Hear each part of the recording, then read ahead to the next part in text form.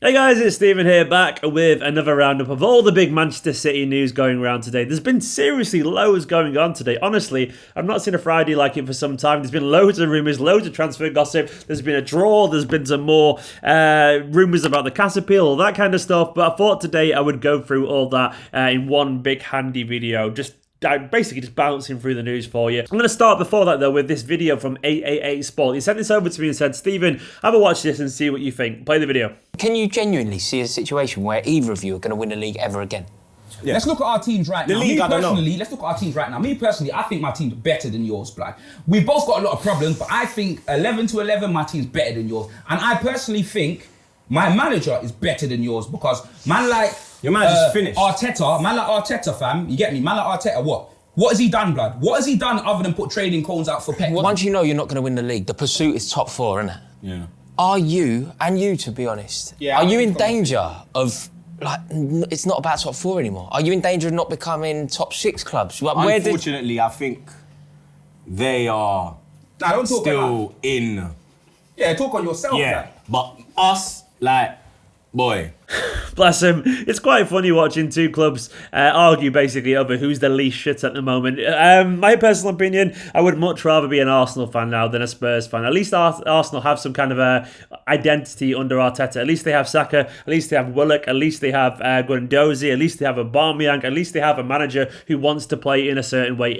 Even if they're not ready, Spurs have got Jose Mourinho, who's absolutely destroying the soul of their club. They got rid of a great manager, Pochettino, for Mourinho, and they have no idea what they're doing. So for me, Arsenal still are the pride of North London. They are the bigger team, and they are the better team. And Arsenal are probably more likely to be back up there again at some point. They're going to more likely to spend money, put it that way. I can see Kane, Son, and maybe Ali going from Spurs. Sorry, Spurs fans, but for me, it's still Arsenal. Anyway, go and check out the full video over on 888 Sports YouTube channel. Subscribe to them as well if you want to. There'll be a link in the description below so you can check out that. And let me know your opinions on who currently is the pride of London. Is it Arsenal or is it Spurs? Let me know down in the comments below. We're going to start today, though, with the Champions League draw. I did a live stream during that, of course, but I want to quickly pass some comment on it in a kind of bite-sized version. Yeah, no one can accuse Manchester City, if they somehow manage to win this, of having an easy route to this final. I quite enjoyed Sam Lee's joke on Twitter about this being almost like a financial fair play Pokemon gym kind of thing if we somehow manage to get there. It's not going to be easy. So basically, Manchester City, if we somehow manage to get past Real Madrid, which is no mean feat at all, that's very difficult to do. If we get past them, we then get one of Juventus or Lyon. That's not easy. Juventus have Dybala, Ronaldo, they have, who else? Chiellini, they have Higuain, they have loads of quality players. You've got Buffon still. They've got a very good team. They've got Demiral in defence. They've got a quality side, which is no mean feat. Then also, they're currently losing to Lyon anyway. Lyon, obviously, a very good team and given us trouble before in the past. They've got some great footballers. So there's no guarantee we'd beat either of them. So if we somehow manage to get past Juve or Lyon, if we make it alive from that holy mess of fixtures, we'll get one of Bayern, Barca or Napoli. And by this point, one of those would have beaten would have beaten some of those teams. So we know how good they would be. That is a terribly difficult route to the final. But you say you've got to beat the best to be the best. Now, if City manage to somehow get past that combination of teams, if we get to the final, we'll play someone who's never actually won the Champions League before. Either RB Leipzig, Atletico, Atalanta or PSG, which is fascinating, isn't it? It's going to be basically, on paper at least, on paper at least, it's the weaker side of the draw, but still quality teams there. I mean, there's some teams you definitely want to avoid there in a final. Who knows how it's going to go? It's going to be interesting, of course, because after this Real Madrid game, that's the last of the one-legged games. That ends, so basically then it's just one-off knockout games, which is, the margin for error there is tiny now. It's going to change the dynamic. At least they're at neutral grounds, I guess, because they're all been playing in Lisbon in a weird kind of like knockout tournament over a few days. It gets very, very strange, but it's going to be interesting to say the least. At least also it'll be over pretty quickly. We would have to wait for weeks and weeks if we have a bad first leg. We just kind of get on with it and move on. So yeah, other than that, really, what my thoughts on it? It isn't easy, but you've got to beat the best to be the best. That's the cliche, and I'd much rather put it this way, I feel more confident getting to the final if we just somehow manage to get past all those teams. Our confidence would be high, the players' confidence would be high. I would much rather get there having proven we can be there and feel confident as opposed to getting past supposed easier teams. It didn't really do us any favour last year. Let us know down in the comments what you make of that draw potentially. Still, Real Madrid is the most important game currently. After that, we'll see. Next to the list, KDB. Some good news today. And now, according to Christophe Terrer, who's a very, very reputable Belgian journalist, he tends to know loads of stuff about Belgian players all the time. Maybe he knows some agents or something like that. He's reported that Kevin De Bruyne is happy in Manchester. And regardless of this CAS appeal, he won't be pushing for a move away from Manchester City, which is great news because Kevin De Bruyne is huge. And it also tallies with what De Bruyne's agent was saying the other day and how the reports allegedly suggest that he'd want to be compensated by City for loss of earnings if we don't get in the Champions League for 2 years, which makes sense and it's fair enough. But the idea of Kevin De Bruyne being consistent, even if the worst does come to pass from Monday onwards, is great because you just know he'd be captaining us through this dark period and we'd probably win leagues anyway and it'd be great and wonderful. And I love you, Kevin De Bruyne. Please don't leave us ever. In terms of the appeal, by the way, lots of people are going to say, Stephen, do you think City will get cleared? Because there's some rumours going around from me and Cheeseman at the moment that City are feeling confident. I don't know. I'm taking all that with a pinch of salt. I haven't got a clue. You haven't got a clue. None of us have got a clue. I'd be guessing. My instinct is one... sometimes I'm like, yeah, I'm going to pass. Sometimes I'm like, nah, we're going down. I don't know. I don't really care about knowing at the second either. We'll know when we know and we'll deal with it when we deal with it. One thing's certain, Manchester City will exist. We'll still be here. We'll be still talking about football. It'll be a blow, but we'll still win more games than we lose, even without Champions League football and some of our best players go. We'll still be a good side. And whatever happens, happens. C'est la vie. That is life. We get on with it.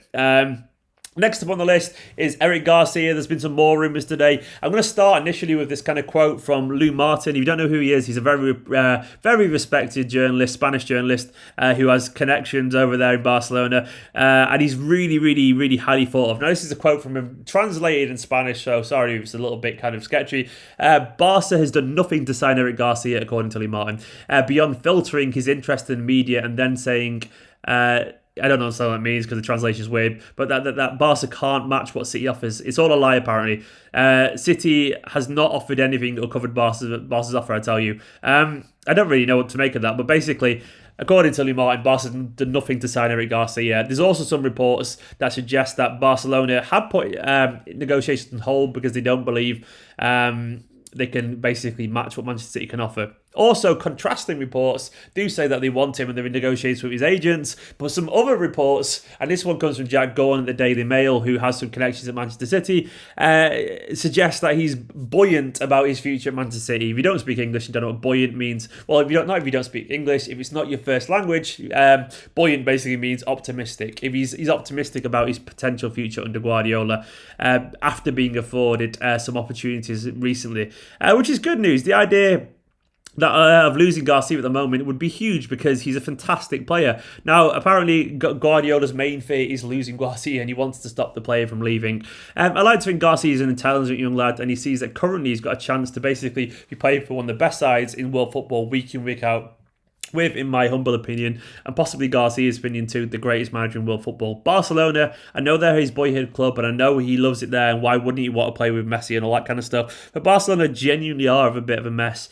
And he can go back there one day if he wants to. But for now, though, surely you'd want to stay with Guardiola because Otamendi's not in favour, Stones is not in favour, Fernandinho will be going sooner rather than later, I guess, in another year or so. And City's defensive issues are up in the air. And Garcia is currently getting a chance. Stay, prove yourself, lad, and make yourself a Manchester City hero. It's very possible. Nextly, that's a weird word. Next, I think I meant to say fourthly or something like that. Was it fifthly anyway? Anyway, Ferran Torres. Manchester City have been linked to Ferran Torres, and I'll be honest, I have not watched much of Ferran Torres. I know his name, we all know his name, but I don't watch La Liga often because we're talking about City and other stuff going on in life. But what I've seen of Torres, I'm quite excited by this guy, genuinely. And I've been doing some research on him, and reports suggest that Guardiola wants him to be the Sane replacement. I would very much take that as a Sane replacement because he looks like the real deal. Now, is he lightning quick like Leroy Sane? No. I know some people want a lightning quick winger, but is he slow? No, he's not. Is he pretty fast? I would say he's faster than most footballers, yeah. He reminds me a little bit stylistically of Sancho. Now, I'm not saying he's Sancho level of ability. He might be a little bit behind Sancho, but I mean, in terms of pace, he does remind me of Sancho. Sancho is quick, but not lightning quick. Sancho is not like your... Sancho's faster than Bernardo, probably faster than Gabriel Jesus. He's probably faster than De Bruyne, but he's not as fast as Sterling or Sane, but he's still faster than most, and he has the acceleration to get past people. Torres reminds me of that similar level of pace, and he also seems stylistically not too dissimilar. He seems highly technical. Of course, he's a Spanish winger, so he will be very technical, but he seems two-footed too, which Sancho is very two-footed, and he also seems to have an eye for goal, which once again Sancho does, and does seem to have the positional awareness and intelligence to get himself in good positions and create chances for others. He ticks all the boxes for me. He seems to be very versatile. He can play on the left and on the right. And the killer one for me is he's bloody cheap and really young too. Now, allegedly, he's having contract problems at Valencia, and he's only got a year left. And due to a post-coronavirus kind of market, he'd be available for very cheap, like 40 million euros. I know that's not very cheap, but in terms of Manchester City signings, that's a bargain. Around 30 million quid-ish. That would be fantastic to get in a player of that quality for that cheap at that young. He's 20 years old, so he can improve a lot, and he could cover on the left and he could cover on the right, and he seems to basically have a complete game. His stats, I think he's got something like 7 goals and 6 assists this season, which doesn't sound that impressive on the surface of things, but then you dive deeper into Leroy Sané's stats at Schalke before he came to Manchester City. 8 goals and 6 assists in 33 games Sané had. So basically, he's very level with that kind of that kind of statistical, basically product, or what's the word I'm looking for? I can't even think of the word. And basically, he matches him very similar statistically. And also, it's worth bearing in mind that Valencia are a mid-table side currently, so he's coming from that level. Whereas if you went to Manchester City, Torres, he'd get more game time, more quality around him. He would probably improve and get more assists and more goals. So I like the idea of this one. I do approve of it. A lot of people want Leon Bailey instead, but I do want a winger at Manchester City. I like the idea of Torres. He seems like a really clever player. Bailey looks pretty good, but I feel he's a bit more raw than this guy, but we'll see, I guess. Finally, a guy I admit I'd never heard of until yesterday. I don't know how to say his name. Benoit, which is easy bit, then Badiashile, something like that. Either way, he's a young centre-back from Monaco, and according to the latest reports, Guardiola has asked about his availability. Now, I've been saying recently I want some players kind of out of nowhere, some young players that we can make the next stars, not just signing established stars, because it's more fun that way. Think about Gabriel Jesus, even Sané, I guess. Sometimes signing players who are about to be world-class and making them world-class is great fun. Ederson falls into that category, maybe Bernardo to an extent, and it's also the excitement around Foden and Garcia. And now, Ferran Torres and this young defender, Badiashile, I don't know how to pronounce it. These both fit into that kind of category. Now, what I like about this guy is he's 19 years old and he's 6'4" already. He's absolutely huge. He's a big bastard and he's good physically. He's very fast as well. And according to some Monaco fans and League One fans who replied to me on Twitter, he's a battler and a warrior and incredibly professional, which I like that. He takes football really, really seriously. I know it sounds like a given, but some 19-year-olds are known for being a bit immature. Now, he's not perfect, allegedly. I haven't seen much of him at all. Only what I've seen on YouTube. Apparently he's a little bit rash sometimes, prone to jumping in, but you can coach that out of a 19-year-old. That's fair enough. He's 19. You'd expect some level of rashness. But if he's got the overall ability, that's what you want. And he's also left-footed as well. So basically, he's 19, so he's young enough to accept he won't be a first-choice star immediately, but he's also left-footed so he can step in and cover potentially for Laporte, which is what you want, really. So basically, he ticks all the boxes. And he's also kind of a little bit of an unknown, which makes it exciting. So I would like the idea of this. It seems interesting. So does Torres. There's a lot of news there. Let us know what you make of these two transfer rumours. What do you make of the future of Garcia?